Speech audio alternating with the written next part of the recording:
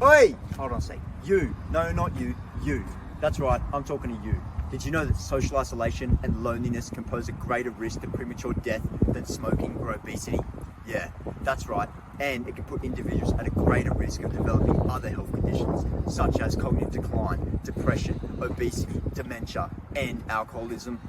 If you know someone who's living alone or living rurally or has a poor social network, then do something about it, because it's just as bad as smoking 15 cigarettes a day. Damn, that old man can play tennis. But wait, do you see that old lonely guy sitting by himself through that window? Because I know I do. Now it's up to you guys. Should we help the healthy old man playing tennis? Or should we help the old lonely man sitting by himself in his house? Great choice.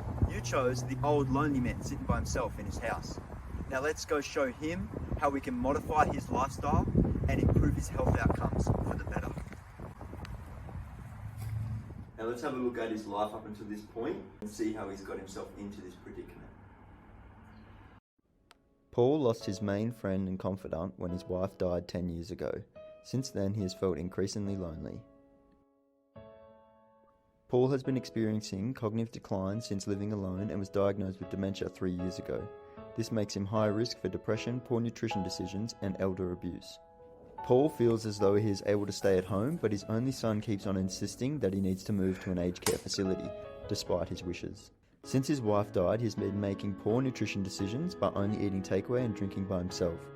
Paul is now obese and has OA in both of his knees, which has further reduced his social connections and ability to leave the house.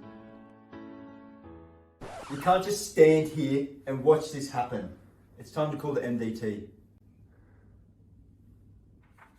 To make things easier for Paul, an OT has made some changes around the house, such as labelling things around the kitchen to assist him in finding the utensils. A dietitian has been helping Paul make better food choices to manage his weight, lower his blood pressure, and decrease his risk of cardiovascular disease. He has consistently been visiting a psychologist to deal with his isolation, manage his depression, and to encourage him to make new social connections.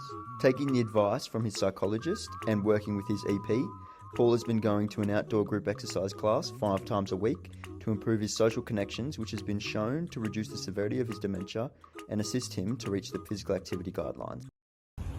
So there we have it, folks. What the hell? Is that Paul playing tennis? Paul! Man, you're looking great. How you feeling? You look like you could play tennis for another 10 years. Thanks to the MDT, I'm feeling great. Actually, Allied health professionals, now it's your turn. No elderly people or physio students were hurt in the making of this video. Authorised by Richie Talbot, University of Canberra. Batteries not included. Not you. That's right, I'm talking to you.